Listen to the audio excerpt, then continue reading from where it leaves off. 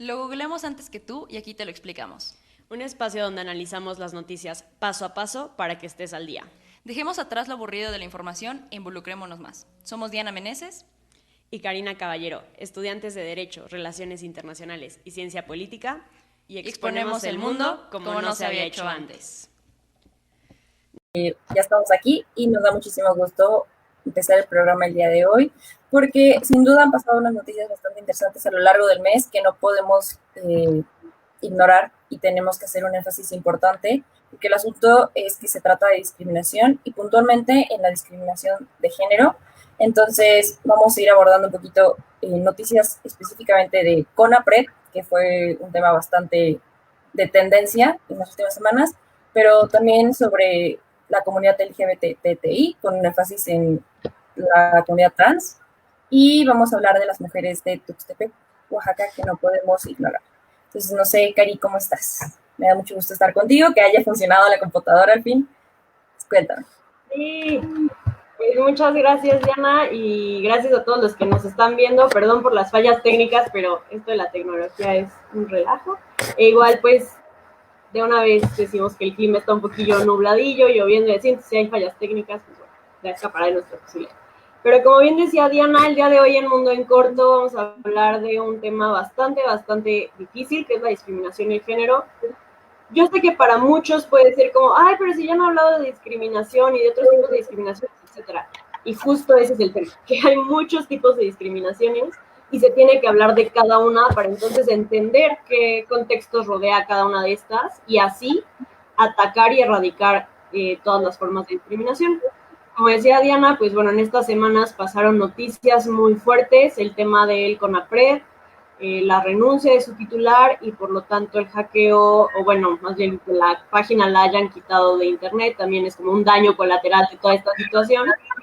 Y a partir de eso también hubo una serie de situaciones, por ejemplo, el transfeminicidio que aconteció de la doctora Elizabeth, y los feminicidios de las mujeres, de 4 mujeres en Tuxtepec.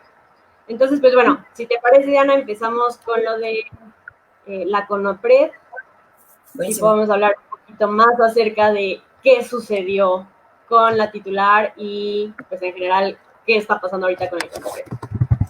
Pues en corto vamos a platicarles que, a ver, sabíamos que la CONAPRED lanzó un foro para discutir racismo y clasismo, estos asuntos que tanto existen en México y demás, y se volvió un poquito viral el asunto porque los invitados no eran los más apropiados, digamos, cierto background respaldaba que no eran personas expertas en el tema y que además habían incidido en actuar y dar comentarios racistas, ¿no? Entonces se volvió viral el escándalo que uno de los invitados, Chumel Torres, ya había hecho algún comentario racista sobre el hijo de la esposa de la presidenta Beatriz, del presidente Beatriz, ¿no? Entonces, de repente resulta que Andrés Manuel López Obrador dice, me acabo de enterar que existe el CONAPRED. El presidente de la República ignoraba la existencia del CONAPRED y por ende sus funciones, y eso es muy peligroso, porque tras esta increíble noticia dice, no, pues que se encargue la Secretaría de Gobierno. Y pues sí, efectivamente la Secretaría de Gobierno pidió primero que dimitiera la titular del CONAPRED.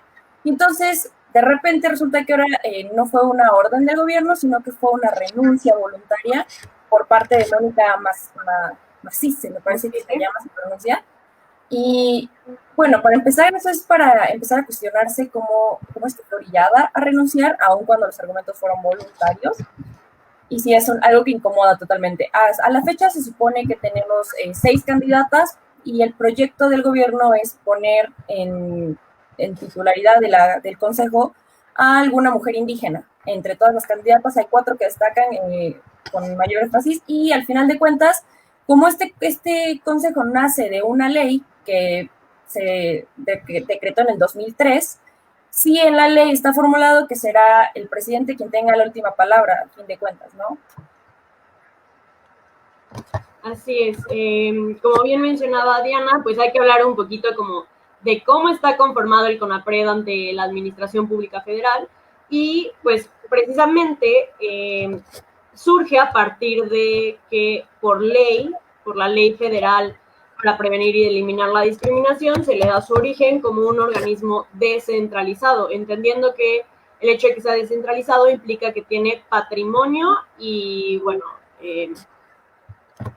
personalidad jurídica propia, ¿no? Esto implica que no tiene de alguna forma o no debería de tener injerencia el Poder Ejecutivo como tal o de manera directa.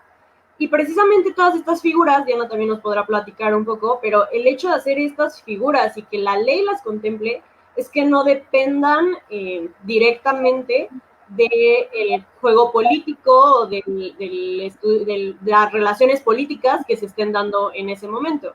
Entonces creo que es importante esto, conocer la figura de descentralización y el hecho de qué implica que actualmente dependa de lo que dice el presidente en sus mañaneras, si existe o no existe determinado organismo y las implicaciones que podría tener a futuro desaparecer a un organismo como el CONAPRED.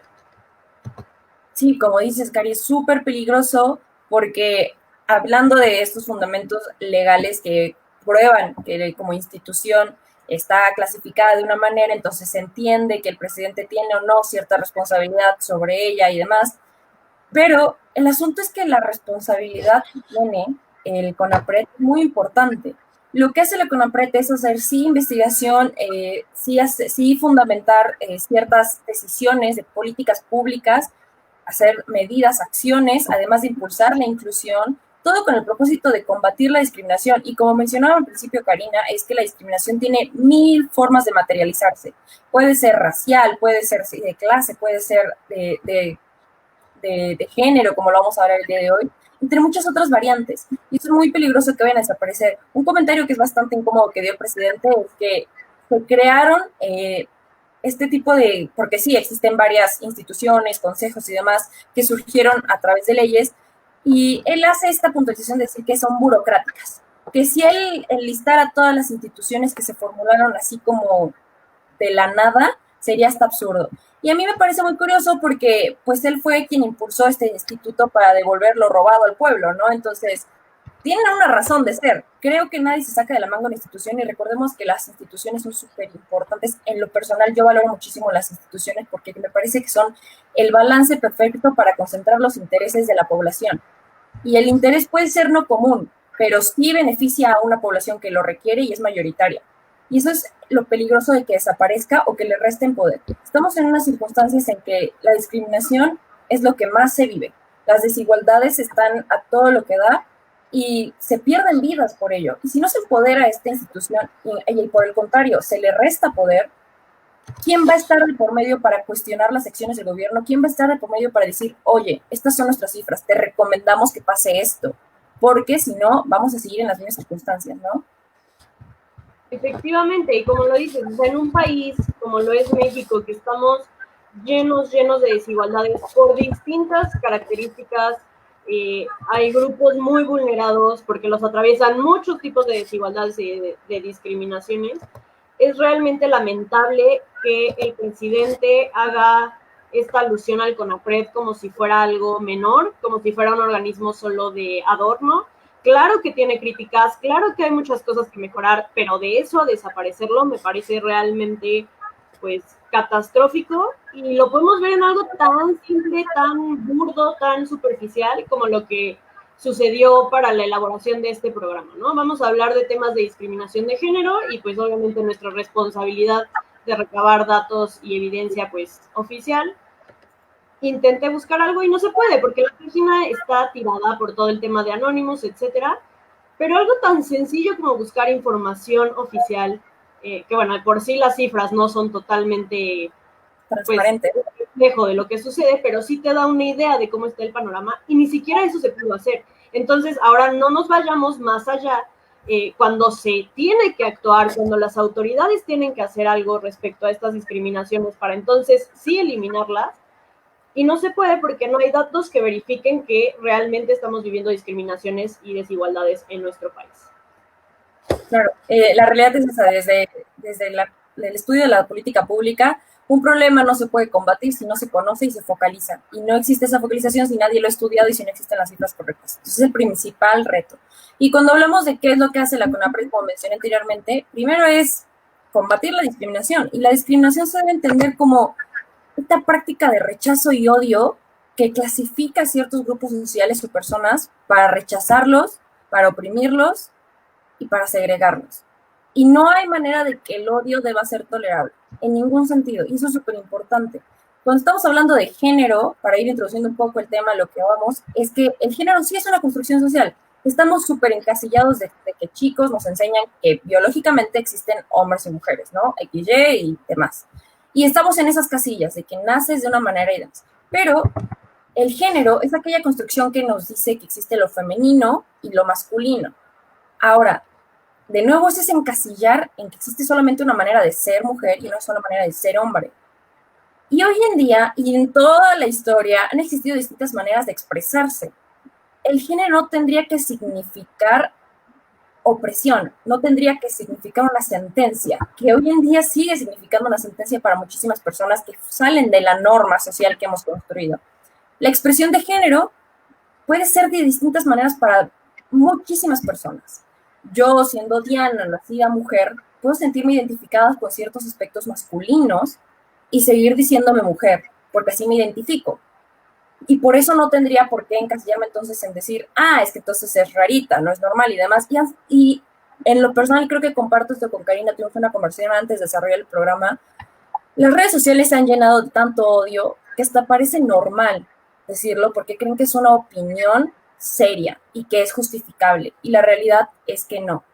Que tú te sientas tan cómodo en tu piel es increíble, pero existe gente que no y que tiene miedo de decir que piensa diferente, que tiene miedo de decir que se siente diferente, porque entonces son atacados e incluso terminan asesinados. Y eso es lo que ha pasado en estas semanas. Sí, efectivamente, el asesinato es la punta del iceberg, es la máxima expresión de violencia. Sin embargo, hay una cantidad enorme de violencias debajo, por así decirlo, de lo que lleva un asesinato. Y hay una cantidad enorme de discriminaciones, de opresiones, que parecen algo muy normal, que parece un chiste, que parece un comentario, que parece tal vez una mala mirada, etcétera. Pero que derivan y pueden derivar en crímenes de odio, en asesinatos, como lo es, por ejemplo, a lo que están, pues de alguna manera condenados, por así decirlo, las personas de la comunidad trans, que precisamente pues fue justo el caso de la doctora Elizabeth que comentábamos al inicio, pero es que el tema de la transfobia en México es brutal porque hay una serie de implicaciones jurídicas, de implicaciones políticas, de implicaciones sociales, culturales, que afectan a estas personas y que no están permitiendo, que se desarrollen libremente y por lo tanto no permiten el goce de todos sus derechos humanos como todas las personas deberíamos de hacerlo. Claro. En algunos países del mundo existe ya la ley de identidad, que es aquello que dice, como tú te sientas es válido y nadie tiene por qué deslegitimar quién eres por cómo tú te expreses y te sientas en torno a lo que tú crees que eres, ¿no? Creo que eso es algo que tendríamos que empezar a normalizar y a dejar de cuestionar. No todas las personas somos iguales. Y es muy importante hacer un énfasis en quién conforma esta comunidad trans, ¿no? Porque en nuestras encuestas, en nuestras preguntas, stories de Instagram, pusimos la bandera trans y recibimos una respuesta muy acertada sobre la bandera. La bandera trans es esta que es color celeste, rosa, blanco, rosas, color celeste nuevo, ¿no? Y esta bandera se creó en 1999 por Mónica Helms, y justamente es en esta representación de que el hombre es clásicamente utilizado, el azul es clásicamente utilizado para el hombre, el rosa para las mujeres y el blanco es neutro porque representa esta transición en que los hombres cambian a mujeres, las mujeres cambian a hombre o la neutralidad de quedarse con ambos géneros porque el género se construye y es como tú te sientas cómodo, lo vas a expresar y te vas a identificar y de eso se trata. La comunidad trans está conformada por transgéneros, transexuales y transvestis. La manera en que esto se explica es un poquito, incluso compleja, porque llega a haber confusiones, ¿no? Que dices, entonces, ¿es transexual o es transgénero y demás? Y en pocas palabras, transexual es la persona que ya hizo esta transformación, sometiéndose a cambios quirúrgicos, hormonales y demás, para, si nació hombre, cambiar a ser mujer, por ejemplo, si nació mujer, cambiarse a ser hombre, por ejemplo, pero la realidad es que primero fueron transgéneros, esto es decir, habré nacido hombre, pero yo nunca me identifiqué siendo hombre, entonces yo soy mujer y soy mujer. Y ya está. Mientras que los transvestis son aquellas personas que no es que se identifiquen con el sexo opuesto, pero les gusta performar, expresarse de esa manera con las vestimentas. Y ahí queda. Es muy importante que estemos conscientes de estas diferencias porque una cosa es que estamos muy acostumbrados a decir mujer trans, porque es válido. La lucha trans no se tiene que invisibilizar en ningún sentido. Si la persona decide identificarse como una mujer trans, es mujer trans. Pero si la persona quiere dejar atrás el trans, es mujer. Tú la ves como mujer, es mujer. Ahí basta. Me parece que eso es súper importante. Dejar de cuestionar y será hombre, será mujer. Me vas a preguntar a mí aquí sentada, soy hombre, soy mujer, ¿cómo me ves? Como mujer.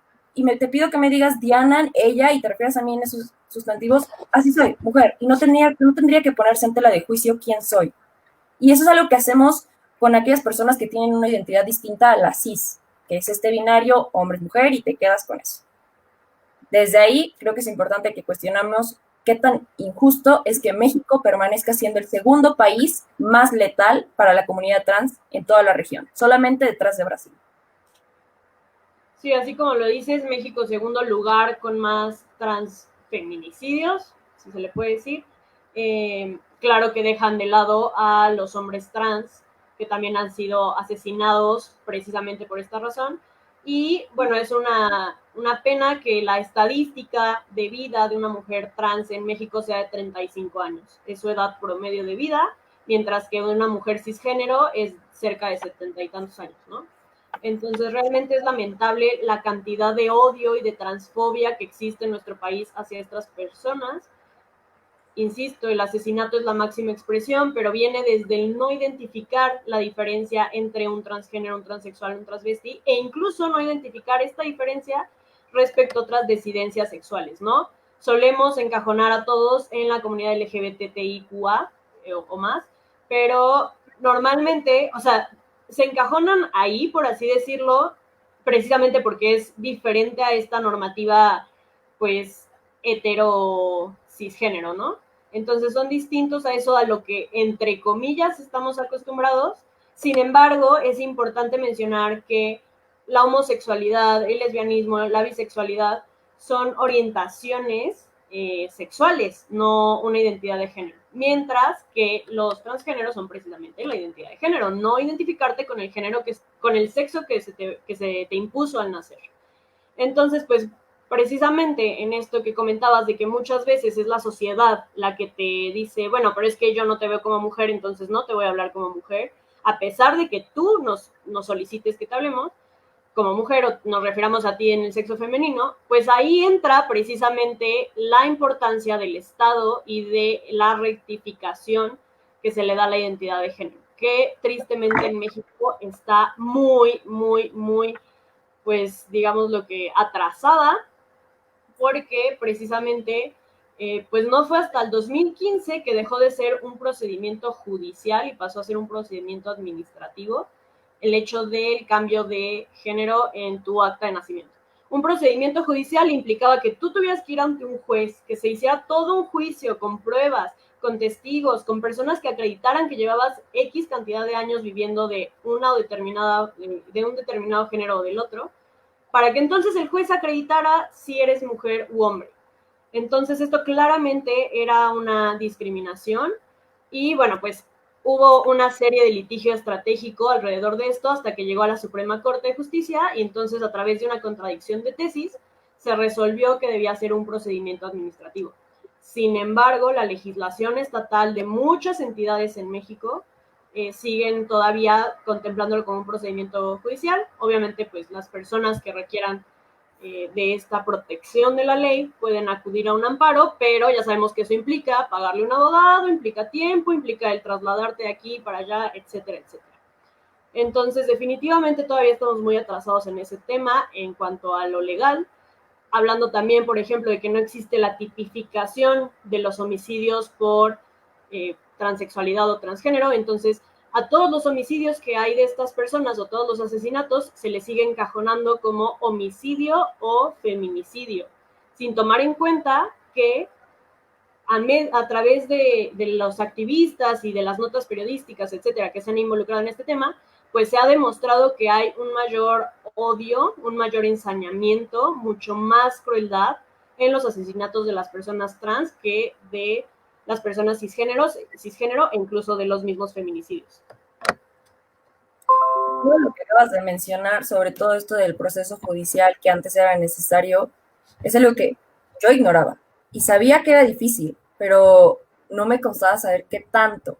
Y me parece súper injusto que la comunidad trans tenga todavía que vivir sobre todo este cuestionamiento social que no solamente se enfrentan a la familia de decir, no, no me gusta, voy a cambiar y demás, sino que se tiene que enfrentar a toda la sociedad y a un rechazo generalizado que termina en odio y la gente todavía se atreve a minimizar los problemas que vive esta comunidad. Es muy importante que dejemos de discriminar aquello que nos parece diferente. Es importante que empecemos a informarnos y que también empecemos a normalizar que las diferencias están bien, que nos enriquecen y no hay nada de malo en eso. Más malo es saber que de por sí el Estado es en sí negligente. Vivimos en un país que en un término político podría decirse que funciona a través de la necropolítica. El país decide quién vive y quién muere. Y la comunidad LGBT y las mujeres somos matables por el simple hecho de que el Estado no hace nada para responsabilizarse y combatir el problema, porque permite que haya impunidad en torno a todo este asunto. Y eso es de verdad que no sé, a mí me da muchísimo coraje, o sea, llega un punto en el que digo, no puedo creer que exista tantos problemas para una sola comunidad, para que toda la mitad de la población, mujeres, nos sintamos tan oprimidas por el Estado y con el miedo de salir a la calle porque nunca sabes si vas a volver o no. Y sí, como bien dicen por ahí, estarán cansados de escucharlo, pero estamos más cansadas nosotras de vivirlo. Y ahí es donde deberíamos detenernos a decir, ¿de verdad está tan fuerte el problema? Sí, sí está tan fuerte. Y por eso a mí me gustaría empezar a hablar de Oaxaca. En lo que va de esta cuarentena, fueron 4 casos emblemáticos de mujeres que desaparecieron, 3 a través del mismo móvil, que fue por una entrevista de trabajo, y de repente resulta que nadie supo de ellas. Y fueron mujeres en Tuxtepec, pero el asunto es que en Oaxaca van 168 feminicidios en este tiempo, ¿no? Y es gravísimo. Es gravísimo, a mí me enoja muchísimo y lo tomo muy personal, porque sí soy mujer, son mis congéneres, y sé que la realidad que ellas vivieron puede ser muy distinta a la mía, pero el móvil en general fue el género. Eras mujer, por eso eras más vulnerable y por eso terminaste en una fosa clandestina. Efectivamente, es un tema muy doloroso. A Diana y a mí nos toca muchísimo, precisamente pues, por esta identificación, pero como bien lo decías, son muchos tipos de violencias, ¿no? Desde la violencia cultural, social que se da, que impacta directamente en la estructural y por ende en la violencia, pues, directa, que es la de conducta, que terminan en feminicidios y demás. Entonces, híjole, ¿cuál sector de la sociedad los vulnera más? Pues yo diría que todos de distinta manera, pero todos contribuimos a través de nuestras acciones en el ámbito pues, personal y hasta en el ámbito laboral, estructural, en términos de trámites, etcétera, ¿no? Como lo dices, ser mujer en México es ya estamos un poco más vulnerables o mucho más vulnerables a ser asesinadas en nuestro país. Y precisamente es esta distinción del género lo que nos hace más propensas. Regresando un poquitito al tema de los asesinatos a personas trans, pues las mujeres trans son asesinadas con mucha más violencia que los hombres trans, precisamente por esta expresión de género, ¿no? O sea, además de que son asesinadas por ser personas trans, pues como se identifican con el género de mujer, entonces la crueldad es mayor. El tema de los feminicidios en Tuxtepec va de la mano, sí, de distinta manera, por otro camino, pero va de la mano porque, como lo dices aquí, yo creo que hay una serie de factores que envuelven la situación.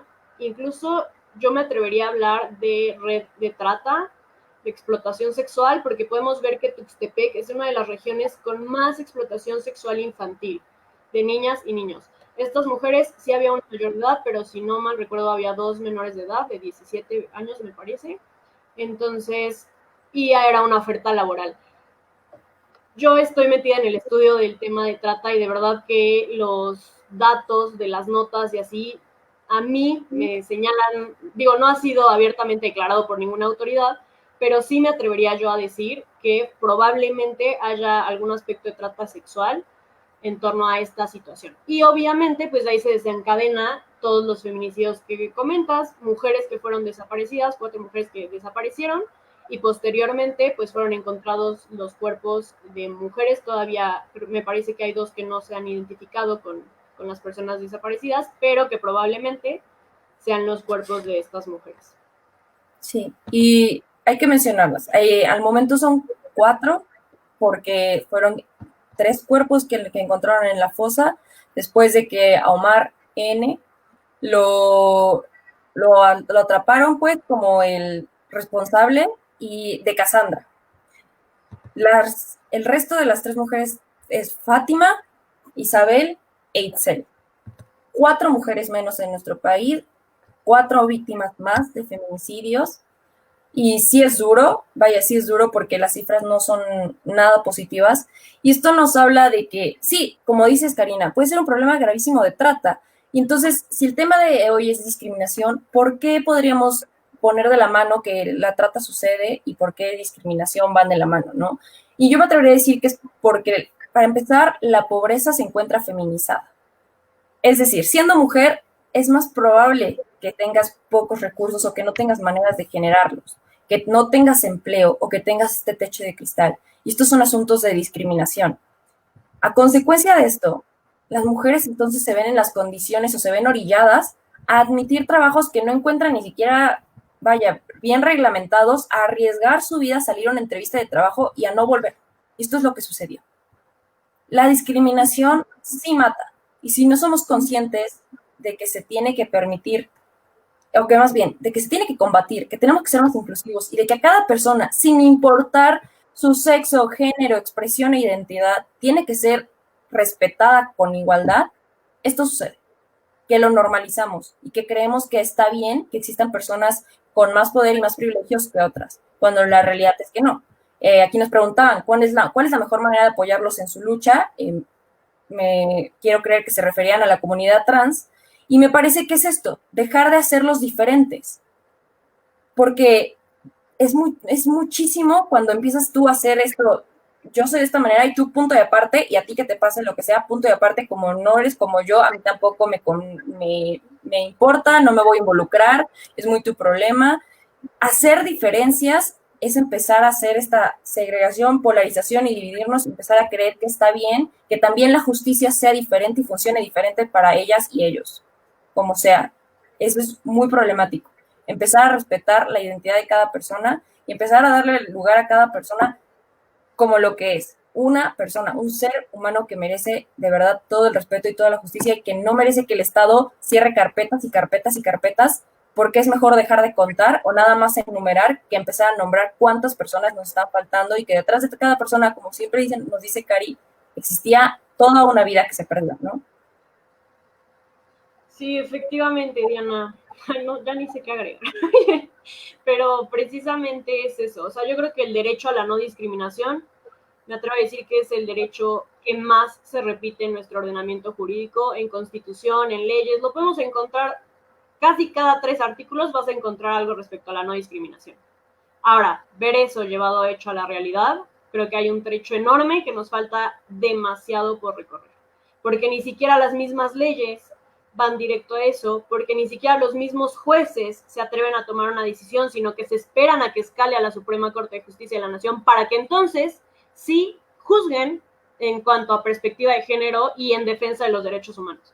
Creo que es imposible que todavía haya tantas personas en este país diciéndose defensoras de derechos humanos, pero solo de las de algunas personas, solo de aquellas que encajan en la normativa, solo defensoras de los derechos humanos de las personas heterosexuales y cisgénero, y cuando se trata de alguna otra disidencia, de algo diferente a lo que vemos en nuestro espejo, entonces ahí ya no.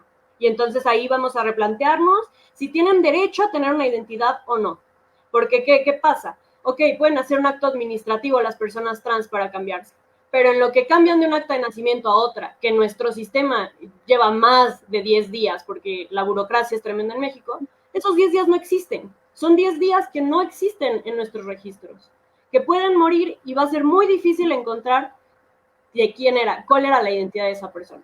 Entonces creo que hay una serie de factores que afectan demasiado, que no estamos volteando a ver, que nos da miedo platicar, que nos da miedo comentar y entonces sí voltear a ver precisamente a estas personas y decirle, oye, ¿qué hago para ayudar? Y creo que desde ahí inicia en el diálogo con ellos para que entonces podamos exigirle a nuestras autoridades, a nuestro presidente, que deje de tener miedo de decir la palabra feminicidio, que se atreva a decirla, y entonces que le dé la fuerza a los organismos que buscan proteger, obviamente mucho que ajustar, pero que buscan proteger de verdad los derechos humanos, como es el caso de la CNDH y el CONAPRED.